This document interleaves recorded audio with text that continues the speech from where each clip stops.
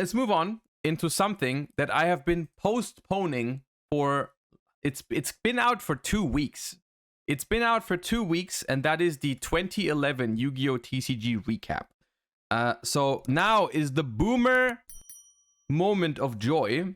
We're gonna watch the Law YGO 2011 Yu-Gi-Oh! TCG recap. I've been loving the Law YGO videos, and I'm also gonna link it and pin it in chat when we're watching it. Let me quickly boot it up and link it in chat, and some mods pin it. I'll just pin it myself. That's easier. There you go. The video is pinned.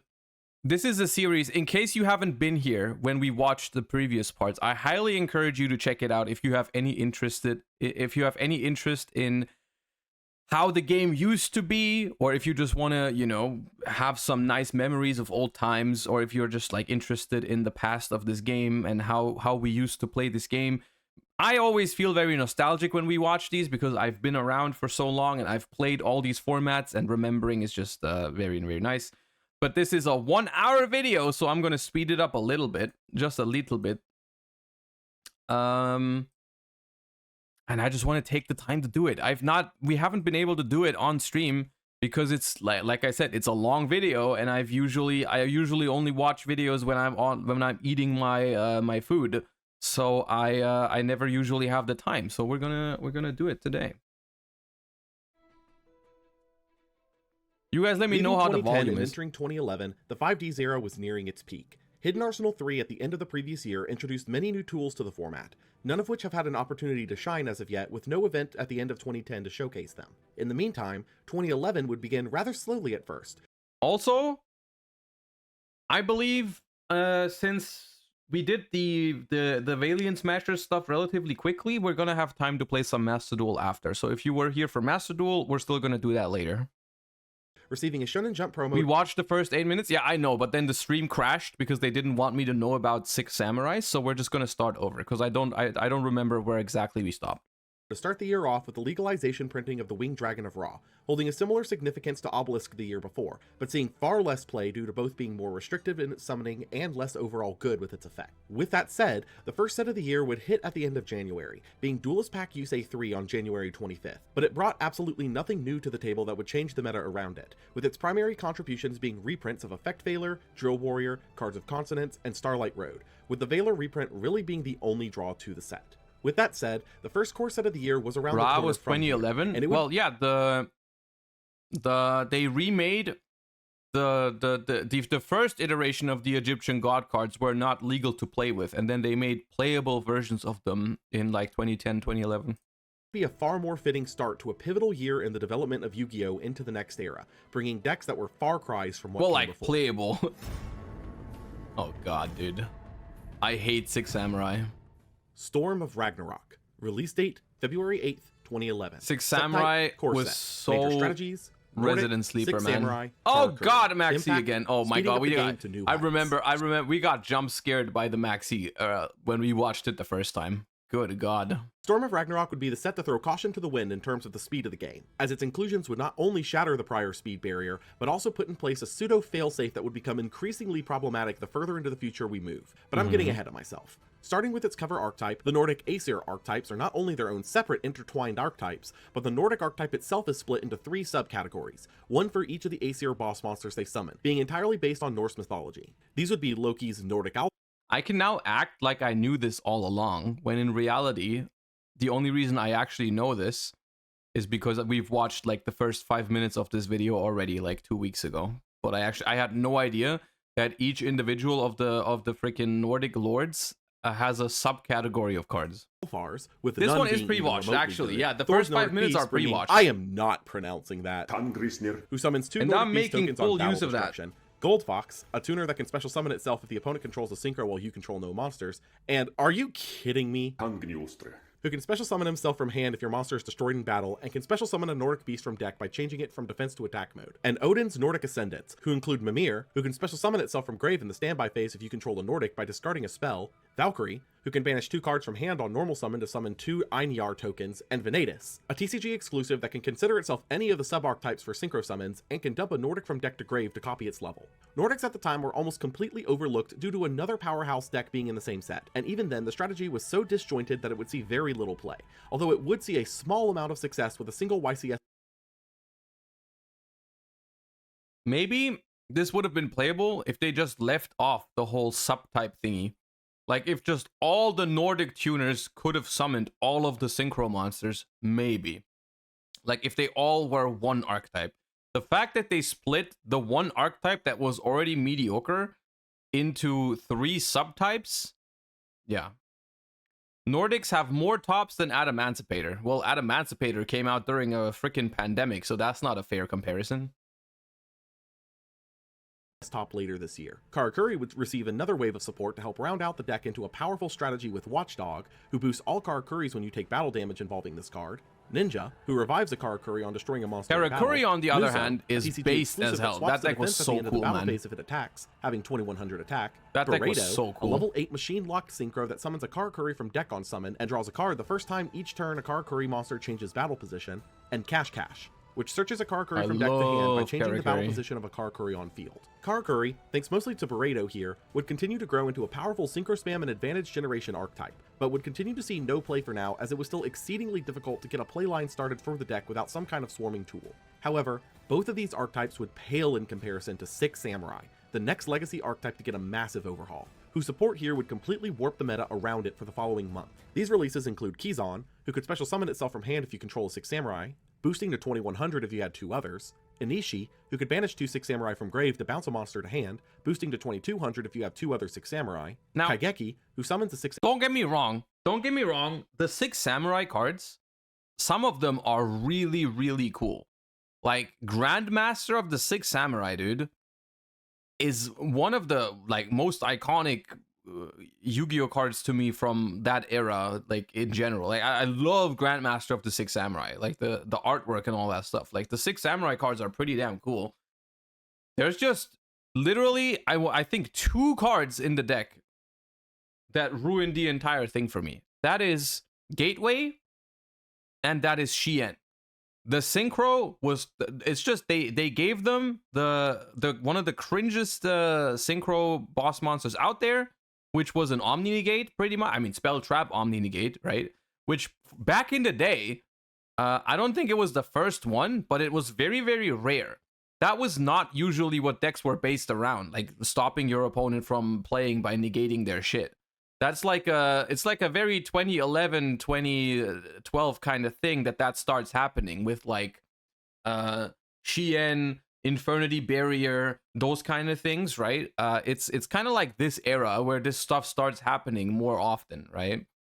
And Shien, I just really didn't enjoy the playstyle, dude, of like opening a combo, basically going minus as well, to do that kind of stuff, right? I didn't love that, right?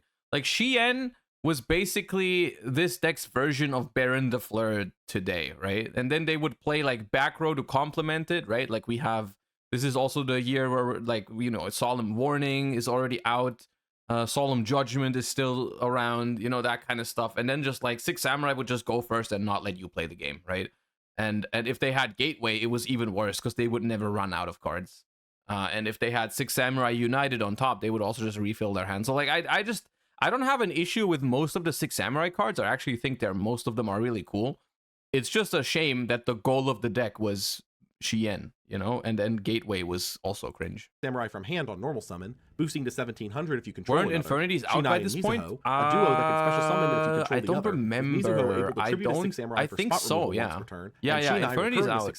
Infinity is 2010. A level 2 Six Samurai tuner, and Shien, a level 5 Six Samurai locked synchro that could negate a spell or trap once per turn and could protect itself from destruction by popping a different Six Samurai instead. They also received Sheen's Smoke Signal, which could search for a level 3 or lower Six Samurai, Ascentism, who could special summon a Six Samurai from deck with the same attack value but a different name than one you control, and Musakai Magatama, a counter trap for anything that destroys cards while you control a Six Samurai. Six Samurai would be insanely powerful from this release thanks to their ability to swarm the board insanely fast, which was exacerbated by the previously released TCG exclusive Gateway of the Six, which meant you could effectively vomit the entire deck on Nah. the field in a single turn thanks to Kizan and Grandmaster giving you effectively infinite counters for it, I don't turning want 6 to. Samurai into an absolute menace going into the next YCS. Moving into the one-offs, Doppel Warrior was a level 2 warrior that could special summon itself from hand if you revive a monster, cool. summoning 2 level 1 400 attack tokens if used for a Synchro summon. This would be an interesting card for Synchro strategies, specifically thanks to its interactions with Junk Synchron, who could Synchro summon using Doppel to make Junk Warrior, whose attack gain effect would trigger prior to Doppel Warrior's token summon,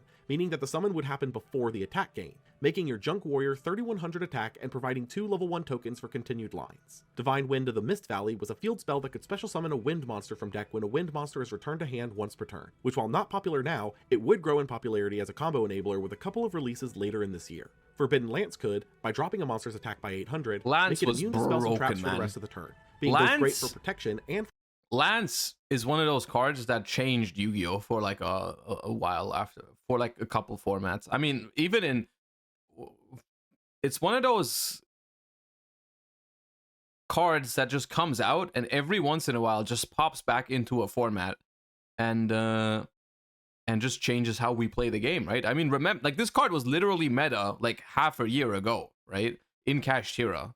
This is how powerful it is. It goes along, it literally goes next to cards like Enemy or Book of Moon that continue to see play to this day every once in a while. Like, that's how powerful Forbidden Lance is. And like, those kind of cards, when cards like this still remain relevant to this day, you can imagine how good they were back in the day.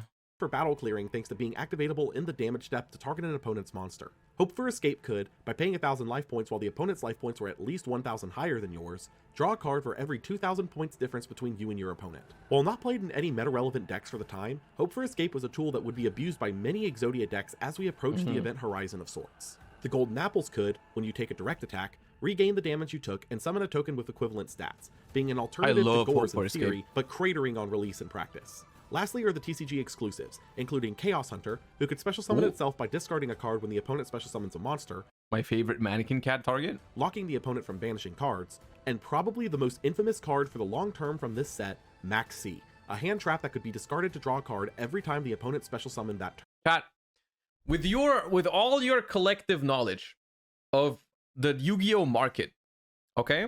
And I please only answer if you do not know the answer to the question. I want you to guess if you don't know the answer. How much do you think, because this was a secret rare and there was his only print, how much do you think Maxx C was worth at release?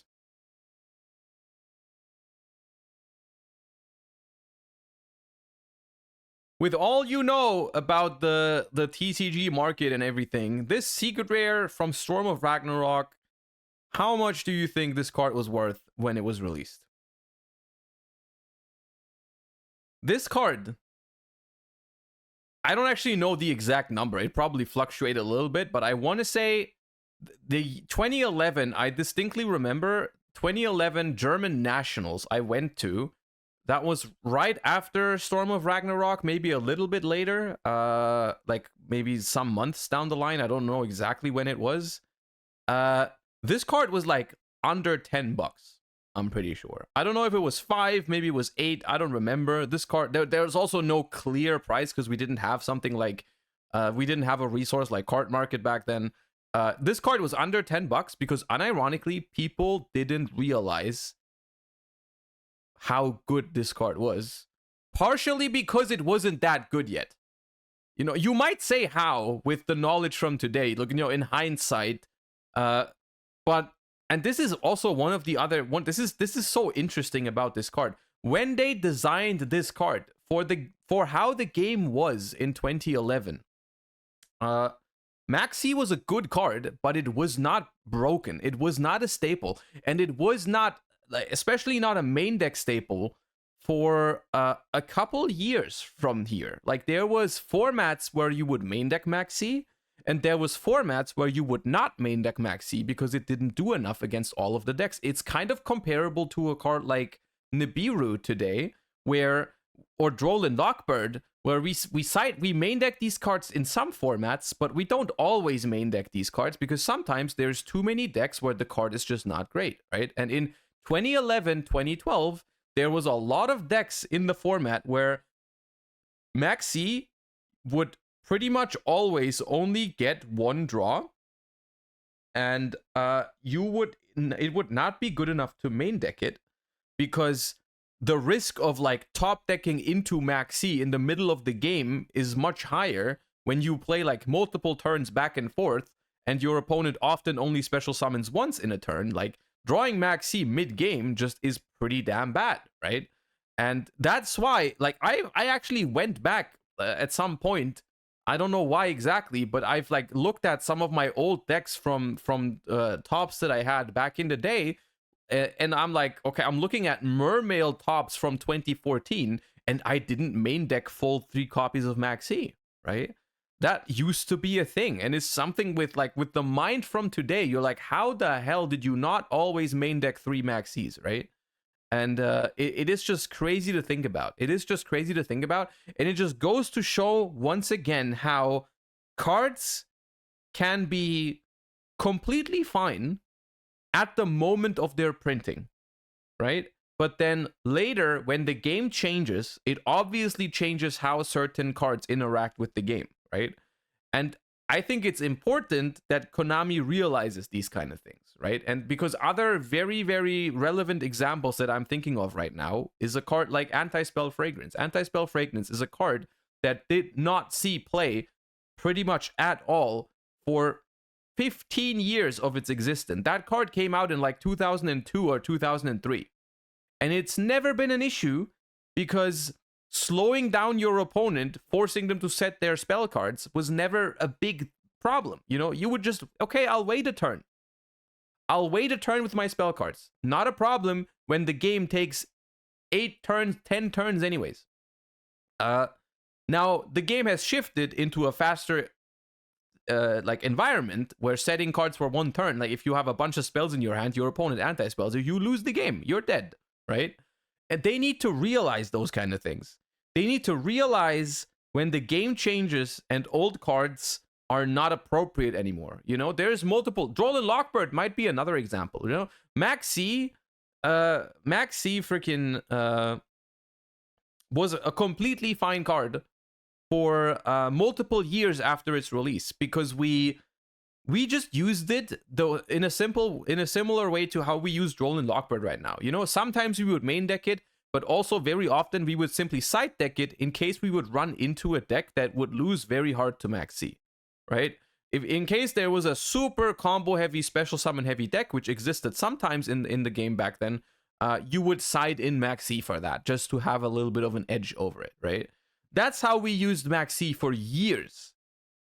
Until eventually, every deck was focused on a lot of special summoning. The game was condensed in very few turns. People didn't have backup plans anymore. Up until like 2014, 2015, every single deck plays like a bunch of trap cards almost. Almost every deck, not every deck, but most decks do. And like if you get Maxx C, you're like, okay, guess I'll set my trap cards and play next turn. That is not something that decks do anymore these days, right? It's not something that really exists in modern Yu-Gi-Oh! Which is why I believe cards like Anti-Spell, cards like Maxx C should just be revisited by Konami after a while, and they should realize, okay, this card is not, this card is not really in alignment with how Yu-Gi-Oh! Is being played today. It was a fine card when it was printed, which, believe it or not, it was. It was a fine card when it was printed, but now it's not anymore. The TCG has realized this. The OCG and Master Duel haven't. Their argument is probably that Maxx C is, supposed to slow down the game, to which I say it doesn't really slow down the game, it just pretty much wins the game. And also it's, if you want something to slow down the game, just ban Maxx C and print something that's more balanced. If you actually want to slow down and balance out the game, like you can do that. You print freaking 1 billion pack fillers every single set, just print 1 less pack filler and print a good replacement that's more balanced than the card from 2011. Anyways, thank you for coming to my TED Talk. While not staple in the current day due to its fluctuating relevance, Maxx C would grow from here to be the end-all be-all staple of hand trap lines for years to come, being easily the most controversial hand trap in the game's history. YCS Dallas would be the first event of the year, taking place 4 days later on February 12th, and Six Samurai would clearly make a first impression on the format, taking a majority of the top cut, including first place piloted by Nizar Sahan. Triple gateway, man. Why did they do this? Playing a primary line of Kaigeki with Kagemusha to access Shien, then swarm from there with all of the other various pieces thanks to Gateway, notably able to access Naturia Barkion in the extra deck thanks to Kagemusha and Kizan being Earths. In addition, double-edged sword technique effectively... Maxx C? Oh, let me move over. Maxx C is not even in the side deck. No, didn't need it. Didn't play it. Read as another one-card Shien thanks to being 2/6 Samurais, able to instantly dodge the drawback of the card by synchroing off the pieces it summoned. Cypher Soldier and Puppet Plant would see a good amount of popularity off of 6 Samurai's popularity, with Cypher Soldier able to attack over Shien, and Puppet Plant able to temporarily steal it, dodging all 6 Samurai protections. Following Dallas, there was a less notable set release here, being the Bonds Beyond Time movie pack, which only printed the remaining Malefic monsters, all having the same condition to summon themselves by banishing their counterpart from deck or extra deck, only being able to control one Malefic at a time, destroying themselves if there's the only Malefics, like the Malefics only ever saw play in other decks. You would never play a Malefic deck yourself. You would play them as beat sticks in decks that had field spells, like Skill Drain beat with Necro Valley or some shit like that. You would just use them as big bodies. As a result, you would only ever play the ones that require you to not have a brick in your main deck, right? Because they all have, it's such bad balancing as well, honestly. All of the Malefics have to banish their counterpart from deck or extra deck. Like Rainbow Dragon needs to banish Rainbow Dragon from the deck. Malefic Cyber End has to banish Cyber End from the extra deck. There's a huge freaking difference whether I have to play a Rainbow Dragon in my main deck or I have to play a Cyber End in my extra deck where it's never gonna ruin my draws.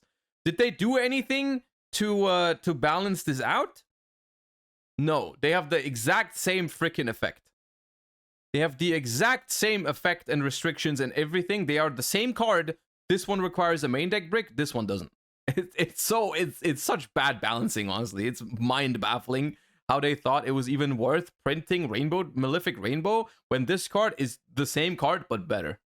Active field spell, Parallel Gear, who can synchro summon with a Malefic in hand, Paradox Dragon, a Malefic locked synchro that can revive a synchro Stardust from had an summon, effect, yeah. It was just in particular no these two are just Malefic like World, a field spell that could replace your draw for turn with an add of a random one of 3 chosen Malefic cards from deck, and Junk Gardna, who can swap an opponent's battle position once per turn. In this entire collection, the only card that would see any experimentation would be Malefic Cyber End Dragon, who would be splashed into some Gravekeeper lists alongside Malefic Stardust. Following a little over a week later would be the GX Manga Volume 6 release, which brought Elemental Hero the Shining, a fusion of an Elemental Hero and a Light Monster who gains Shining was attack big. I mean, Hero Beat was already good. Miracle Fusion with Absolute Zero was already a thing.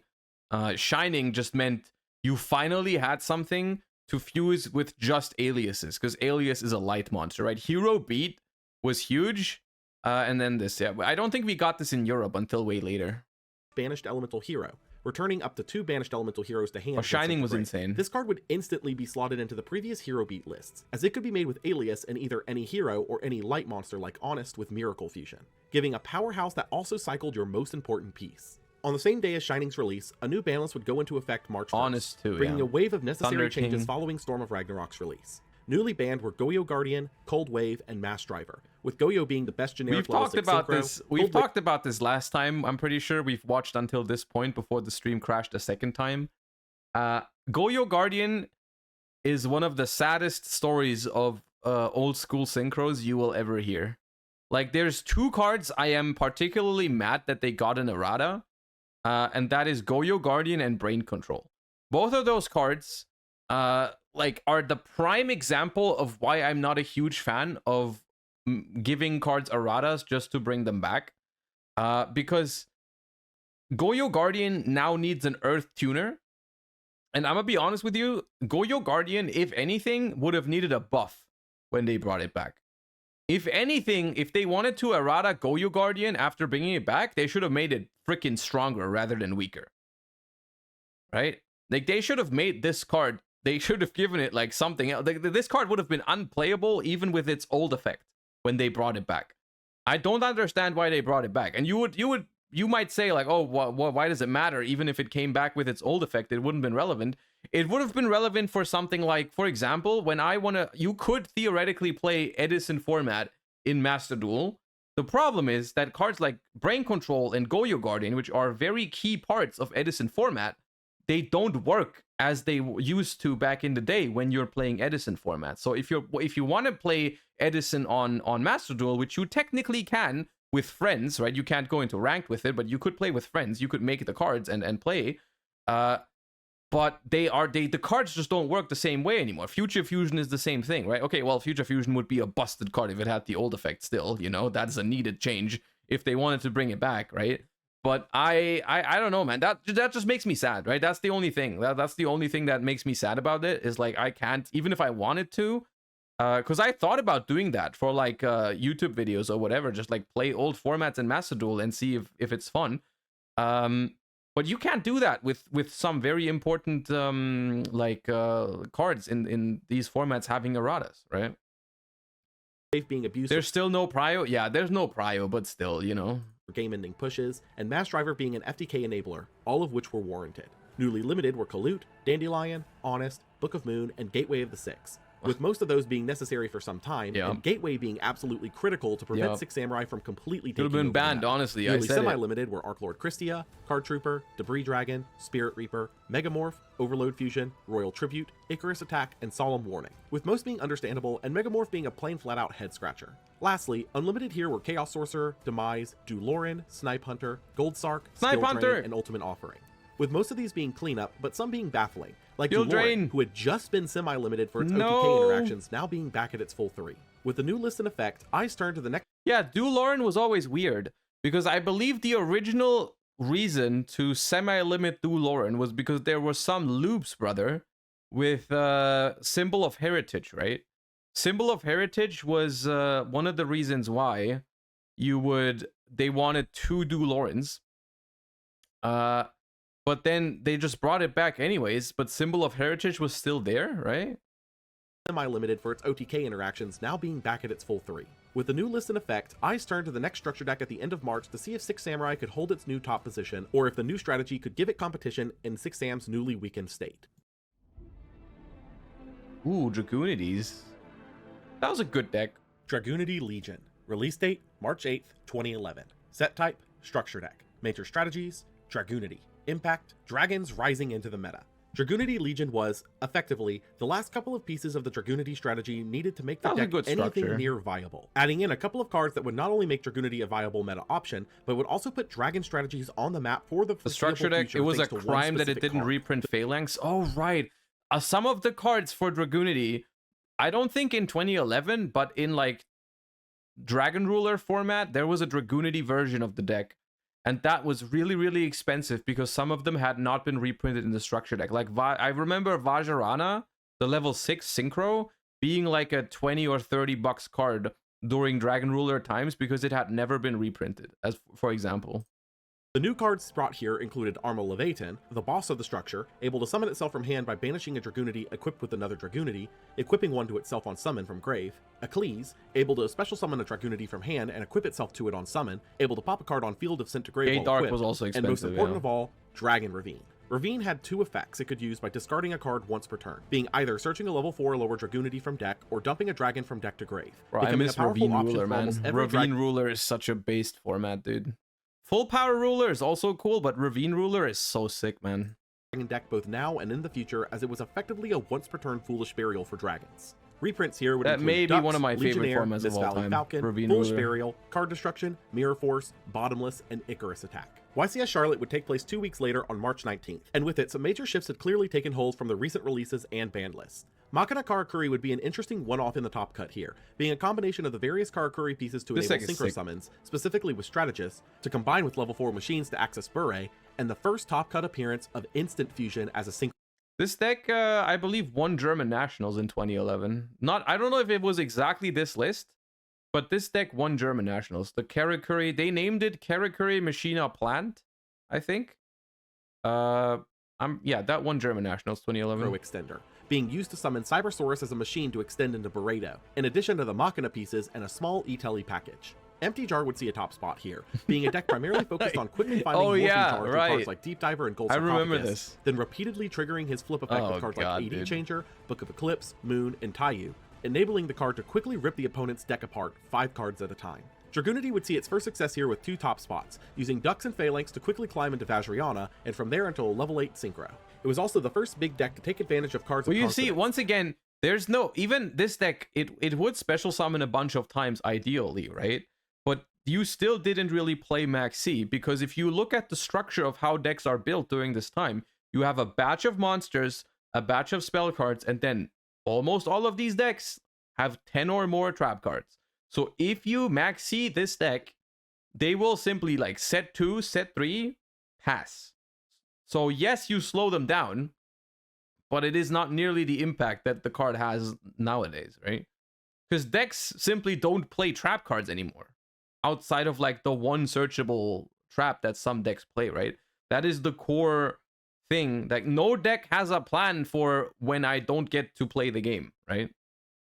As putting Phalanx and Eccles into the grave was ideal, and getting 2 cards to do that made perfect sense. Hero Beat would see a massive resurgence into the meta here thanks to the new fusion of the Shining, who gave a power play off of Miracle Fusion that also kept the engine rolling by recurring pieces back to hand when it left the field, also moving some players to include Snowman Eater into lists to provide access to absolute Interesting zero. that it only Six has Samurai one had made an miracle. adjustment following the limit of Gateway, but was still clearly potent at making a board of Sheehan and friends quickly and reliably, using United as a way to generate counters for Gateway without extra copies of Gateway. However, all of these decks were not ready for another OTK deck appearing into the meta and taking the event, piloted by Nikki Nikhail, being Fish OTK, a deck that aimed to quickly bring out This is one of my favorite decks of all time, dude. I love this deck, man. God damn, I love Fish OTK. I played that deck throughout all of 2011, man. Oh god, I'm pretty sure that was my favorite deck of that year. I played that deck so much, dude. That deck is so sick. So basically, the way this deck works is you try to resolve Coelacanth by like you would like Gold Sarcophagus for it, and or like, you would either Gold Sarcophagus for a Coelacanth or Gold Sarcophagus for Trunate, depending on what you're missing. And then 2 turns later, you like standby phase, bring back Treeborn, enemy, take your opponent's monster, tribute for Coelacanth, go ham. You have some synchro combos you can do. You can go Colossal Armory Arm to kill them. It is such a cool deck, man. Super Ancient Deep Sea King Sakila I to love flood the this board deck. with fish monsters to synchro Oh, with. man. Specifically in Fishborg Blaster, who's made their second OTK deck appearance, and Oystermeister, who summons a level 1 token when sent to Oystermeister. grave. Because of this, you could synchro its token with Fishborg Blaster to make Formula Synchron. This deck which in seems to turn have a gave you lot of your draws to fuel favorite more cards too. Yeah, funny, right? Ironic how this deck has like some of my favorite cards of all time, like Light and Darkness Dragon, Swap Frog, Ronin Toadin, Enemy Controller, Coelacanth. A lot of the stuff that this is why some of these cards are my favorite cards, or like some of my favorite cards. Yeah, it's because of this deck. plays, eventually leading to a combination of Bryonic with other synchros to bounce a board away and swing for game. While not as uninteractive as Frog FTK the year prior, Fish OTK would be a bit of a detested deck in the metagame, which would It was the thing is just based off the nature that it needed turns to set up, and like a large amount of turns at that. Sometimes I don't think it was degenerate or anything. It was like fine. It was fun though. It was very fun. sadly never take another top spot. There were again in some its fish current decks and iteration, falling RBET out of rulers favor this directly weekend. I after might this take a event. look at that. At some YCS point. Anaheim would take place 2 weeks later, and we'd see a bit of resettling of the format around the new big names, with the primary threats now standing out as Gravekeeper, Six Samurai, and Hero Beat, with Hero Beat taking the event piloted by Angel Flores for his second YCS title. There were 2 tech choices here that popped up a couple of times prior to this, but should be mentioned at least once. Those Do being you Duradark, agree with able Moray to of remove Greed? Dark Yeah, Moray of Greed was mandatory in the deck for sure. Yeah. monsters in exchange for its attack. You needed turn, that for specifically consistency. being used You to also had a out-Shien, bunch of and Dragonite waters Draco that you Quest, didn't want to who draw. could be made using Super Poly on an opponent's board to remove either a Synchro Dragon monster This is or just a an warrior. Edison deck. YCS Yeah, Paris this would is take just an place a Edison week deck. later, and for the most part, I mean, 2011 for large portions of it is not that different from Edison format. It's just that a couple of decks, you definitely see the tendency of going towards combo heavier decks between Edison and this format, right? Like you definitely see a couple of strategies that are more combo focused than during Edison format, like and like more like bigger boards earlier on, right? But it still is, I think, a format that is relatively close to Edison, right? But you have a lot of cards that, a lot of decks that do a little bit more in a turn than you could during Edison format, right? Like Six Samurai, X-Saber, Infernity, the Karakuri Bruise. There's some more explosive stuff going on in the year for sure. These similar But it's trends to still other good. events, with Stevens Louise taking the event with X-Saber, using Super Nimble Mega Hamster as an additional way to access Dark Soul. This would be the last event before the next couple of set releases, which would move to completely revolutionize the meta with the end of the era just around the corner. Ooh, Fabled Unicorn. What is that? Hidden Arsenal? Oh, Hidden Arsenal God. 4, Trishula's Triumph. Release date, April 19th, 2011. Set type, deck building set. Major strategies, dual terminal wave 4. Impact, one synchro to rule them all. Hidden Arsenal 4, similar to the last 3 iterations, would aim to provide the legalization printings of the last wave of dual terminal exclusive cards for the first generation of the dual terminal lore, being the last wave until Hidden Arsenal would shift to the next generation. Starting with what received irrelevant support, Dragunity would receive nothing of note here, being a failed follow-up to its prior structure deck. Well, Kurseska was good eventually, but not for Dragunity. Flamvel would be an offshoot to the prior Flamvel archetype, aimed at keeping the opponent's grave clear of monsters, which saw 0 play and was extremely poorly timed with Necro Valley being a common sight in the meta. Jurak would once again see no relevant cards released here, although one piece, Aolo, would see play in later eras purely for being a level 1 dinosaur tuner, which would be relevant around 20... Oh, but Kurseska did too. Why are we ignoring my boy Kurseska? Kurseska was your go-to level 1 dragon tuner for dragon rulers for like 2 years. 17. Naturia would see a couple of new odd pieces in Stink Stinkbug, Bug, able to send itself to grave when a Naturia is attacked to end the battle phase. Landoys, a counterpart to Beast and Barkion for monster effects, but its cost being Nathan Guy, thank you so much for the Prime. Appreciate the support. Thank you.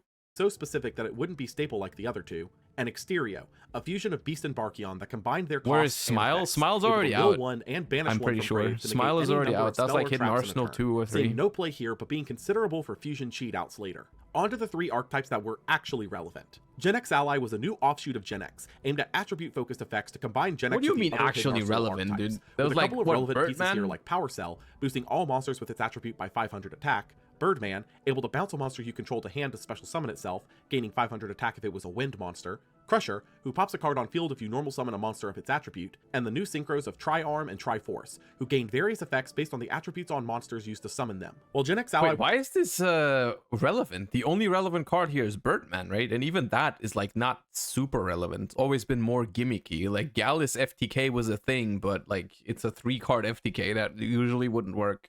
Was an interesting strategy on paper. Most of the pieces wouldn't do anything in the metagame for now. However, J-Ross, Gen X Ally like Birdman specifically would become one of the most interesting pieces of the entire set, being a special summonable tuner that also recurs a monster from field to hand, being useful for all sorts of strategies. Fabled would receive a new sub-archetype here in the form of the Fabled, a series of beasts that all have effects around being discarded or discarding. I didn't know there was a difference between the storing a Fabled. face-up card when discarded, Cerberell summoning itself when discarded, Ganashia also summoning itself when discarded, and Unicorn, a level 4 Fabled locked synchro that negated all cards and effects. I thought they used were by all opponent the Fabled.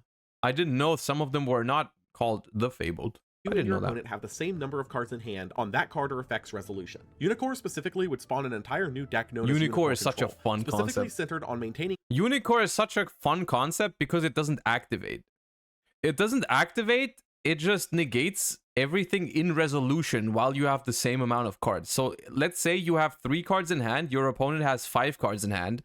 Your opponent activates a monster effect on the field.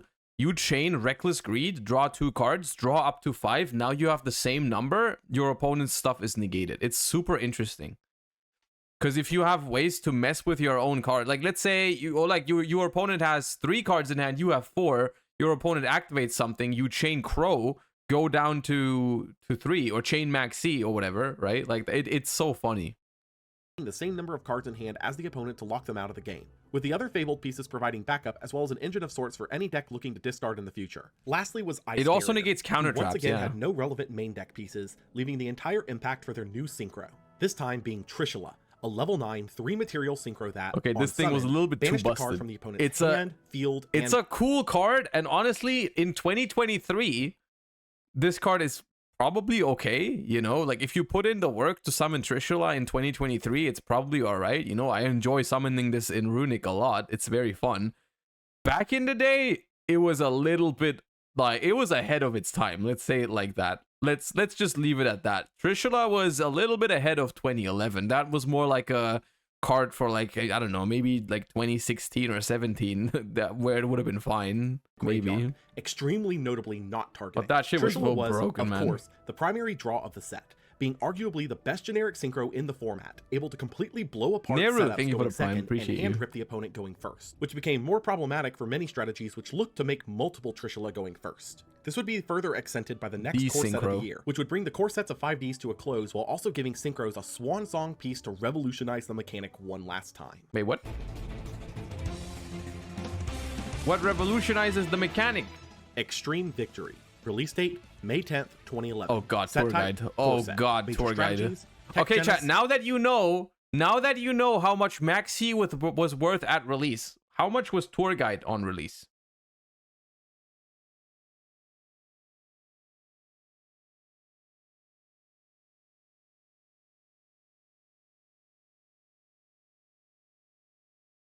$30, $60, 25 cents, 200, $1. Okay, so tour guide. I don't know exactly if it was right on release that people realized how freaking broken tour guide was. But tour guide was very expensive very, very early on. I don't know exactly what the peak was. Tour guide, I think, peaked at, I don't know how it peaked in Europe, but I think it was definitely over 100. It was definitely, I don't know if it ever reached 150. I don't know if it ever reached 150, but it definitely was over 100 in Europe. Maybe it was 200 in the US. I don't remember her being 200 in Europe ever, but it was very, very expensive. And the funny thing is, in the very beginning, it wasn't even because of Link monster, because of Xyz monsters. Like it would end up being an instant rank 3 in a lot of decks, but honestly, this is the kind of time where just being able to tutor Sangan was good enough. Sangan at this point is still limited, and the searching power that Sangan gives you is just good enough to play tour guide even before it makes rank 3 XYZs. Right? It's like it was actually just good to have multiple copies of Sangan access that gave you a free body with it as well. Right? You just use it to get Sangan, and then Sangan gets you hand traps, Sangan gets you combo pieces, like because we're heading into Tengu Plant era. There was a lot of course, during Tengu Plant, you already had rank 3 XYZ, so sometimes you could make a rank 3 with tour guide, but super, super often you just get Sangan and have it sit there. Right? Was that is pre-errata Sangan? Yeah. Psychics, 6 Samurai.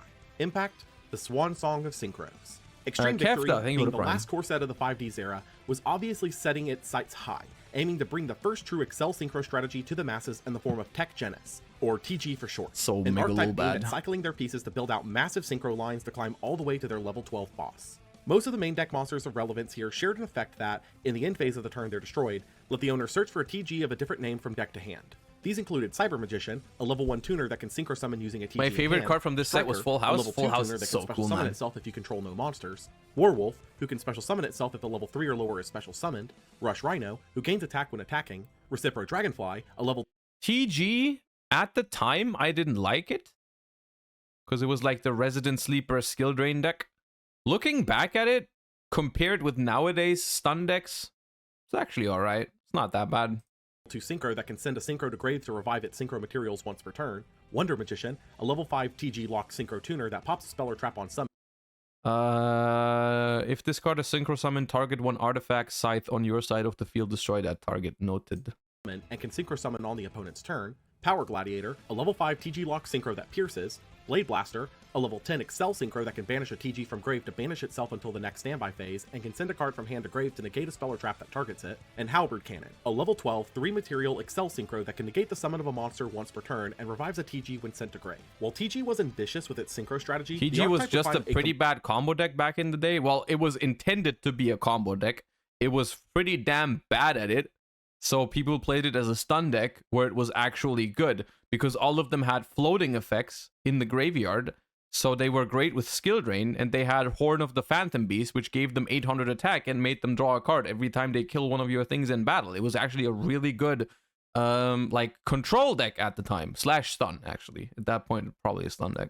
completely different niche in this time period. The freaking Horn of the Phantom Beast made you rage quit, dude. In a series of monsters focused on banishing each other temporarily with Esper Girl, who, when special summoned from the banished zone, these cards were very cool. These cards were the psychic deck that actually plays like a psych, like the whole gimmick of psychic was like pay life points to do something. That deck was super cool. It was never really good. I remember Jeff Jones got like second at a YCS with it, but I remember trying it after, but it never caught on. It was never actually good. It was very fun though, and it made Nat Beast, which is not that fun, but it did that. Face down, adding it to hand when sent to grave, Silent Psychic Wizard, who banishes a psychic from grave on normal summon, summoning it when sent to grave, and Serene Psychic Witch, who banishes a psychic from deck when destroyed, summoning it in the next standby phase. While most of these wouldn't see any play, Serene Psychic Witch would find an odd niche eventually. Six Samurai received a couple of new pieces in Elder, who could special summon itself if you control no monsters, and Sheen's Dojo. This is because what we needed was more Six Samurai support, right? Which gains a Bushido counter anytime you summon a Six Samurai, able to be sent to grave to summon a Six Samurai from deck with equal or lower level. Dojo would be immediately slotted in without hesitation, but Elder specifically would spark an innovation in the deck involving the previous spell Ascentism, which we'll talk about soon. Moving into the single pieces, Unknown Synchron was a level 1 tuner that can special summon itself if your opponent controls a monster, seeing some experimentation in Synchro spam strategies. Mystic Piper was a level 1 that could tribute itself to draw and reveal Piper a card, is so drawing based, another dude. if you drew a level 1. Piper spawned a whole entire deck that wasn't super, it wasn't very popular or successful, but the Piper deck was giga fun, man. The Mystic Piper, Battle Fader, King Cabillo, kind of chaos control, monster mash kind of thing. It was like so cool, man. It was such a cool deck. You would play, basically, this card is, you tribute it, draw a card. If it's a level 1, you draw one more.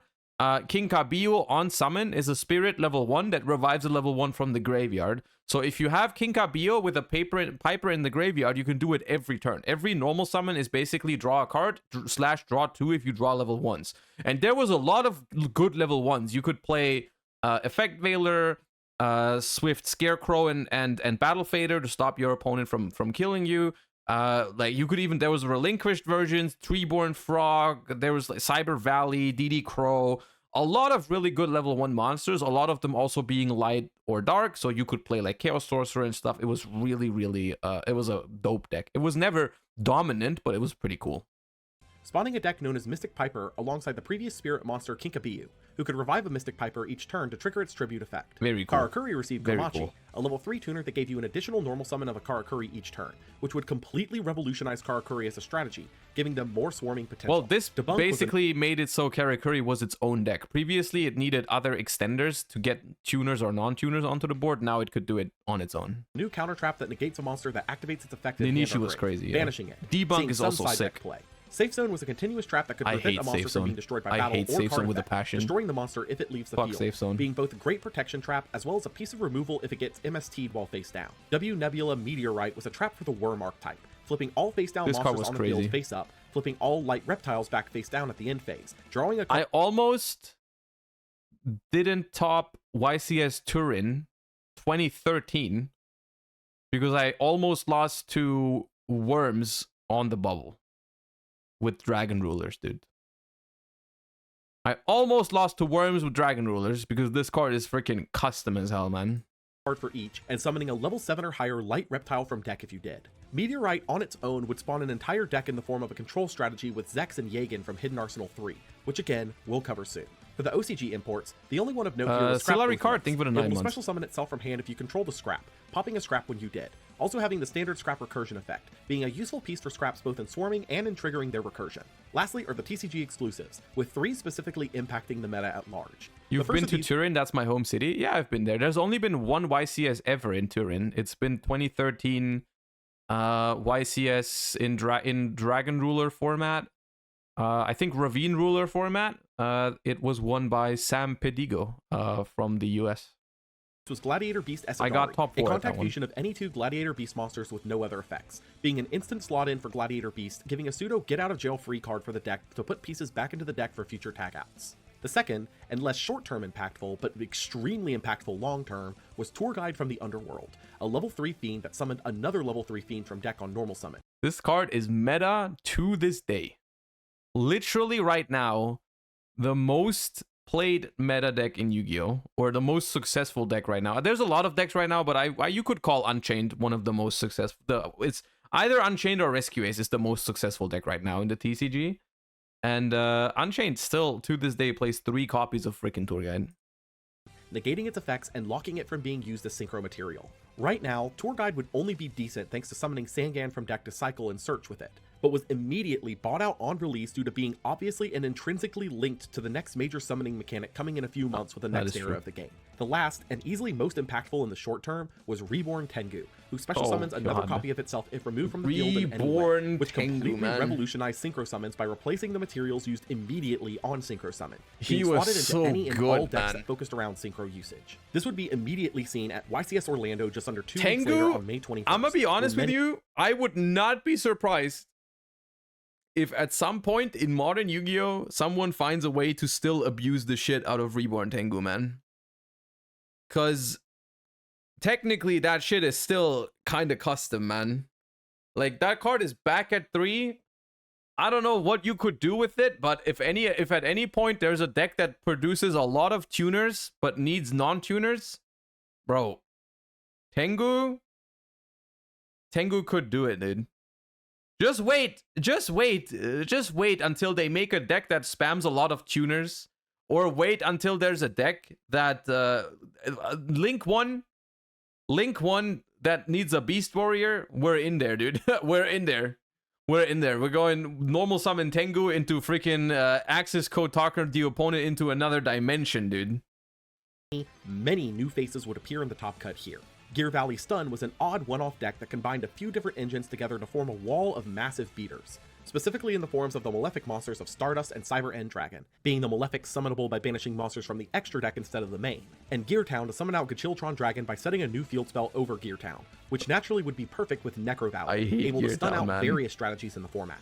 While the deck only saw one top here, it would grow as a popular anti-meta pick in the coming months. Doppel Synchron would combine the previous Plant Synchro with a 1-2 punch combo of Doppel Warrior and Junk Synchron, able to reliably summon Junk Warrior with 3100 or more attack, which provided the materials to extend further. It's a good deck, but they are just missing that you could just put Reborn Tengu into this deck and it'd be insane. That's kind of what they're missing. Into at least one copy of Trishula. Gadget Synchron Plant aim to use the Plant Synchro pieces with a 2-copy line of gadgets, Reborn Tengu, and Watchdog to access the toolbox of Synchros. Specifically with Watchdog able to flood the board with access to Bure and Buredo, who summoned another Watchdog on summon, with the level 1 tuners and level 4 monsters providing easy access to Trishula reliably. Worm would make its first top here, combining the power of W Nebula Meteorite with control of Zex and Yagan, choosing to summon King with the Nebula summon effect. Yeah, this deck's actually not bad. This deck's actually not bad. If this deck opens Zex plus Meteorite, you're not beating that deck ever. Like, you're actually, you lost. You go next. Gen X Ally Birdman, which provided recursion for Zex specifically and a tuner for level 7 synchro plays. Scrap saw a little bit of retooling thanks to a new Shonen Jump promo, Mechlord Emperor Granul, who could summon itself from hand if a monster you control is destroyed by card effect, able to steal a synchro to equip to itself once per turn, able to summon an equipped card, and gains attack and defense equal to half of your life points. A powerful boss that synergized well. I don't know if this is actually true or not, but I think that... Was this thing legal for us in Europe? I don't remember. This might have been a jump promo. I'm not sure. With the standard scrap game plan. TG Stun was the primary deck to come out of the TG strategy, as all of their effects to cycle for more copies created an infinite conga line of monsters, at this time, using their archetypal trap TG1 EM1 to steal an opponent's monster and swap it with a TG, able to then run over the TG and get the search in the end phase. This was also one of the first sightings of Horn of the Phantom Beast for Sun strategies, able to latch to Fire Dog, King Tiger, Rush Rhino, or Warwolf to give an attack boost and draw power. Both Chaos Plant and Synchro Plant would see adjustments here to include Reborn Tengu, as a repeating level 4 body for Synchro summons proved to be extremely powerful, especially when combined with a card like Gen X Ally Birdman, making the normal summon of a Tengu at minimum able to access a level 7 Synchro and another level 4 body, which in particular proved useful for Black Rose Dragon, as you can make Black Rose, Chainlink 1 Tengu, Chainlink 2 Black Rose to nuke the board, and you still get your last Tengu summon. X-Saber, Gravekeeper, and 6 Samurai would stand mostly unchanged in the meta with the exception of the Trishula slotted in for Saber and Samurai. But there was a new form of 6 Samurai that appeared in the top 32 here in the Incentism build. The idea of the build is that the newly released Elder had 400 attack, just like Kagemusha, meaning that with a Syntism you could, without What a using your normal coincidence. summon, get the materials for a level 5 Synchro, which extended What a further crazy thanks to both Elder and coincidence Kagemusha being Earth. that meaning we that could the now level make 5 Nat could be Beast. Shien, but it could also be Naturia Beast, adding another layer to the control the deck could put up turn 1. Yeah, Travis very control. Massengale would win the event with Zombie Plant, taking similar steps to other decks in the format for easy Trishula access through the quick level 4 body zombies can flood the board with. With the stage set for Trishula's dominance of the format, the next set would mostly be yet another set of reprints, but a certain card in it would further push some of the new tools from Extreme Victory even further. What is it? That's a Blackwing, irrelevant one. Duelist Pack Crow. Release What date, did it May have? 31st, 2011. Set type, Duelist Pack. Major strategies, Blackwing. Impact, Oh, a Zephyros. single new combo piece from many strategies. Zephyros! Duelist Pack Crow stood as yet another reprint of the Blackwing core for competitive play. Zephyros is my favorite Blackwing, I think. Zephyros, and when I say I hate Blackwings, I don't mean Zephyros and I don't mean Gale. Those are fine. Those are good. Every other Blackwing is cringe. Effectively reprinting Gale, Bora, Blizzard, Shura, Armor Master, Armed Wing, and cards for Black Feathers again, with Black Feathers being the only new reprint among these, being unnecessary at this stage. However, Crow did bring a single new card of note, that being Zephyros the Elite, able to special summon itself from grave by bouncing a card you control back to hand and taking 400 damage once per duel. Zephyros would be immediately taken What out about of Black OG Wings and Armor slotted Master? into any That's number fine. of decks in the format, It's specifically those using Reborn Tengu already, as by bouncing the Tengu with Zephyros, you trigger Tengu to summon another copy. This wouldn't be the only meta shakeup here, as 2 weeks after Crow, the next structure deck would release, and while it If you hate Blackwings, you don't deserve Zephyros and Gale. No, dude, if you like Blackwings, you don't deserve Zephyros and Gale. would take a minute for its pieces to become truly relevant, the strategy it brought would almost immediately be destined for meta viability. Ooh, agents were powerful. I Lost hated Sanctuary. this. Released- This deck was cringe because you had to play 3 Shine Balls. You cannot change my mind on that. Like, I hated that. I hated being forced to play Shine Balls. Date June 14th, 2011. Set type Structure deck. But it's a cool Major deck other strategies, than that. Agents. Impact, the revitalization of fairies. Lost Sanctuary, being the last structure deck of the 5Ds era, would go out with a bit of a bang, releasing a wave of legacy support to the DM era archetype of Agents, being a series of fairy monsters named for the different planets in the solar system. With this new wave, they received Earth, a tuner that searches an agent on normal summon, or Master Hyperion if you control Sanctuary in the sky, Jupiter, who can banish an agent from grave to boost a light fairy by 800 attack that turn, able to discard a fairy to special summon a banished fairy if Sanctuary in the sky is active, Master Hyperion, the end boss for agents, able to special summon itself from hand by The only flop about this deck, I think, is that they never actually made it so... Like, the half of this deck is focused around Sanctuary in the sky, which is super random because the good versions of the deck never played Sanctuary in the sky, right? banishing an agent from hand, field, or grave, able to banish a light That's fairy like grave kind to of pop a card on field once the per weak turn, design or on twice this. per turn if Sanctuary is active. They never and made it cards so from the people sky, actually which wanted banished to a light play the fairy in card. hand to draw 2, locking special summoning and the battle phase that turn. This wave would do a lot for bringing agents into the meta, mainly in that a dedicated fairy deck would naturally synergize well with Archlord Christia, who had latched itself to Lightsworn for the time as there were no other viable decks in the format with enough fairies to facilitate her, but with agents that changed. Reprints here included Agent Venus, Mystic Shineball, Tethys, Marshmallow, Hecatrice, Shining Angel, Soul of Purity and Light, Nova Summoner, Honest, Consecrated Light, Valhalla, Terraforming, Burial from a Different Dimension, Solidarity, That's a lot of Return notable from a Different reprints, bro. Dimension, Torrential, and Solemn Judgment, Hello. making this one of the best locations for so many reprints in the current metagame Blood just listed the entire structure deck. and for light decks in general. YCS Providence would take place 4 days later, and with it both Agents and Zephyros would make their way into the meta rather quickly to varying levels of success alongside a few new one-off faces. Fabled would see their first top here thanks to the new The Fabled Ooh, cards. this from deck Hidden is Arsenal cool. 4, Yeah, this using deck cards is like Snipe Hunter and the cool. Tricky to quickly trigger their discard effects, using a combination of their tuners and Reborn Tengu to quickly churn through cards thanks to Fabled Regen. TG Synchro Plant would aim to break TG out of the stun archetype they had established previously, using their pieces with, of course, Tengu and plants to facilitate quick synchro summoning. Oh, no Water Horn of Synchro would be a Vanities. sort of precursor to a Zexal era strategy, Ooh. using Gen X Undyne to dump Fishborg Blaster and Treeborn Frog out of the deck to search for Gen X controller. Ooh, being I like what I'm seeing. Hell yeah. Oh, that's not something... Hold up, were they cooking? You don't know this? I know about this like later during Tengu Plant format. I do. I know like Norman used to play this deck a lot, for example, at German Nationals. I know this deck, but I never played it myself back then, and it looks very, very nice. more useful for the water dump than the actual search, enabling a level 4 synchro straight away thanks to Fishborg. Herald decks once again saw a new pivot to take, specifically in the agents from Lost Sanctuary, able to now consistently have a power pushing plan outside of the control from Herald. Agent would also see tops here in their own more pure variants, using Herald. Venus to flood the board with Mystic Shine Balls, and by extension Birdman, since you could return a Shine Ball to hand, then just summon it right back out, easily giving access to Trishula and the 4 fairies engraved for Christia.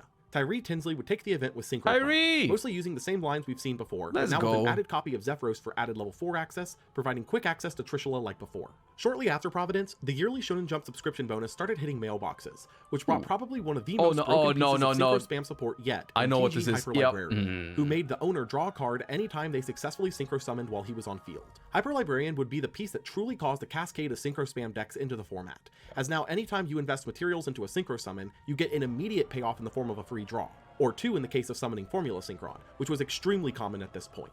Librarian's release alongside the next reprint set would form a cap-off point for the 5Ds era, as the new era, now only being a month away, was slowly creeping its influence into the player base, which would manifest rapidly when we entered the national season.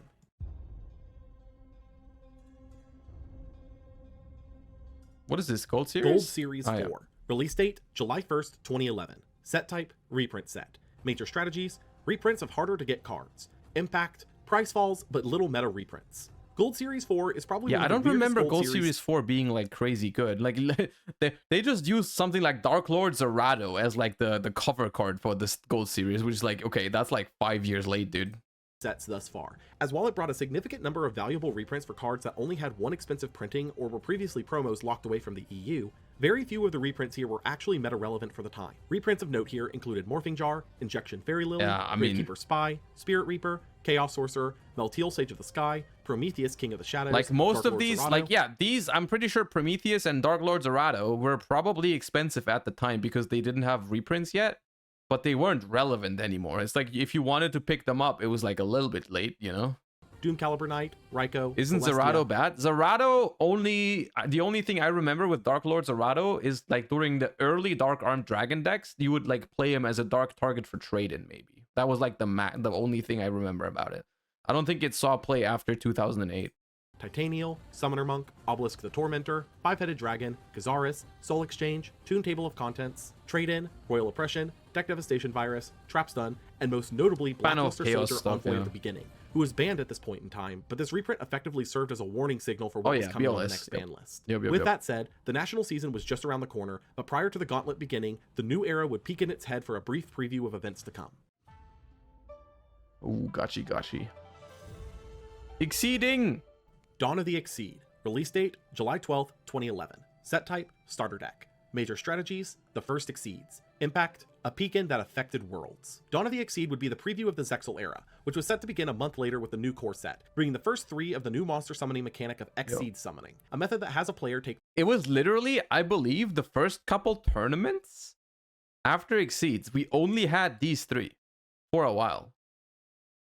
Literally only 3 Exceeds legal for a little while, which is very funny. It's a very funny concept to think of a format where Exceeds exists, but there's only exactly 3 of them. Now, of course, the next set I believe is going to be Generation Force, which is going to have like Leviathan and stuff like that. But even with that set, the pool is very, very limited. It's kind of how when Link Monsters came out, we had the same thing, right? We only had like very, very few Link Monsters in the early days of the Link mechanic, which is actually a very funny concept where like, you know, now it's like every deck has its own Link Monster and there's like a billion Link Monsters out there. Thinking of a world where everyone is playing the same Links, same Exceeds in their extra deck because there's literally only 4 different ones. It's kind of fun because it's not like you don't have to guess what your opponent is going to turn their 2 level 4s into. You just know that everyone in the room who has 2 level 4s on the board has like exactly one option, and that's Utopia. Or like exactly like after Generation Force is like 2 or 3 different options, which is fun in a way, right? It's fun in a way.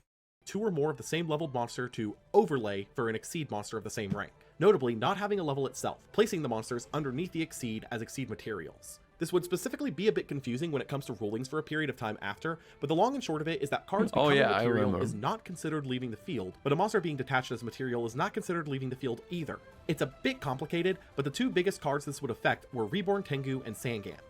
This is actually, the more you think about it, the more confusing this ruling gets. I know that in the very, very beginning, I believe for a very short period of time, I don't know how long it was, maybe it was a week, maybe it was 2 weeks, I don't know. When you detached Sangan off of an Xyz, you would get to search. It was a very short amount of time. But then they changed it because it would have made Tengu and Sangan so incredibly broken. Now, as a result, the ruling does, like, just from a logical standpoint, doesn't really make sense, because if you have a Sangan on the board, that thing, we can all agree on that Sangan is on the field. But then you Xyz summon a rank 3 Xyz, and after you do, the Sangan is no longer considered to be on the field, right? So situation 1, Sangan and another level 3 are on the field. Situation 2, there's an Xyz on top of them. Sangan is no longer considered on the field. But what didn't happen in between those two is Sangan did not leave the field, which you would think is logically impossible, because he used to be on the field and now he's not on the field anymore, but he hasn't left the field.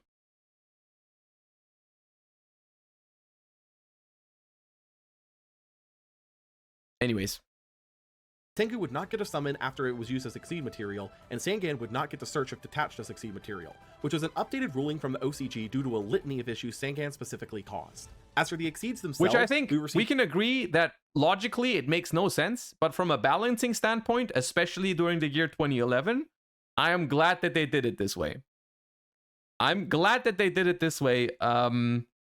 Because it would have been hella broken if they didn't. But it doesn't not really make sense.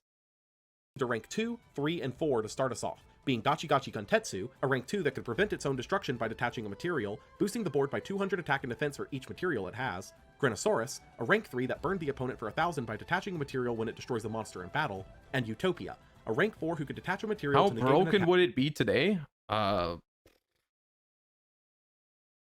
mean, you'd have to think of certain uses. But yeah.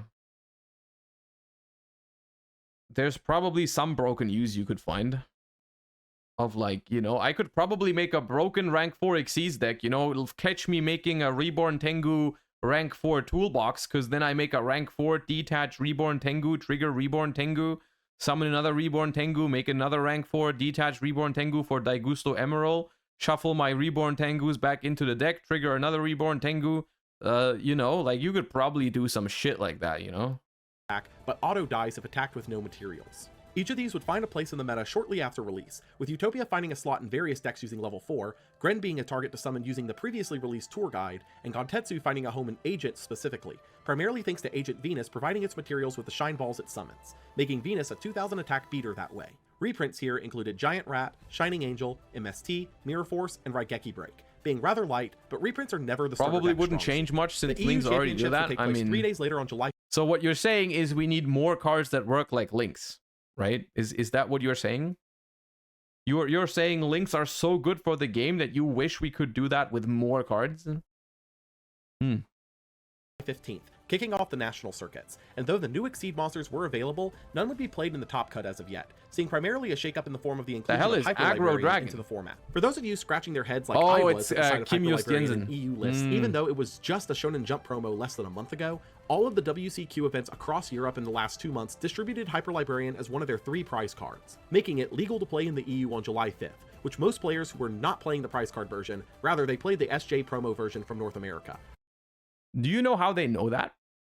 Do you know how they know why Hyper Librarian was legal in EU? Because I told them that. Because I told them. They asked me. They were like, yo, why was Hyper Librarian legal even though it was a Jump promo? And I told them. I let them know. which even after shipping prices was considerably cheaper. With that said, Hyperlibrarian had a massive impact on the format at large by boosting Synchro Plant higher than it had already reached, taking the event piloted by Michael Gruner for his third major event victory, playing 2 Librarian to facilitate resource generation while performing the standard Synchro plays. The North American WCQ would take place the same weekend, and we'd see similar results to the EU Championships, with Synchro Plant taking the majority of the top 8. Hansel Aguero would win the day on TG Stun, streamlining the deck's God, this is the final version, dude. This is the omega final boss of this deck's iteration. Like this was so, oh my god, dude. Oh my god, it was this deck, dude. No, man, they go set skill drain or set oppression, Horn of the Phantom Beast, they're reborn Tengu, and you are literally leaving the table, dude. This deck is so freaking oppressive, man. Whew. Also, funny story, which you probably know, but this is the only ever 2-time North American WCQ champion, because he did it again. I believe 11 years later in 2022 he won again with Sword Soul. Position to a small monster line in addition to the inclusion of skill drain to further promote the stun game plan. YCS Indianapolis would follow 3 weeks later, seeing the prize card shift to Blood Mephist, who interestingly to this day has yet to see a single reprint since its prize card stint. As for the tournament itself, Synchro Plant would absolutely dominate, showing the power of Hyperlibrarian in the format, but a couple of other interesting shifts occurred here too. Agent would move to include Gontetsu into deck lists moving forward, as the rank 2 was actually quite powerful in combination with Venus and her Shine Balls. Yeah, I mean, you would just summon 2 Shine Balls and get a free freaking wall. Gear Valley Stun would grow in its popularity, restructuring to be entirely large boss monster focused, dropping the greater Gravekeeper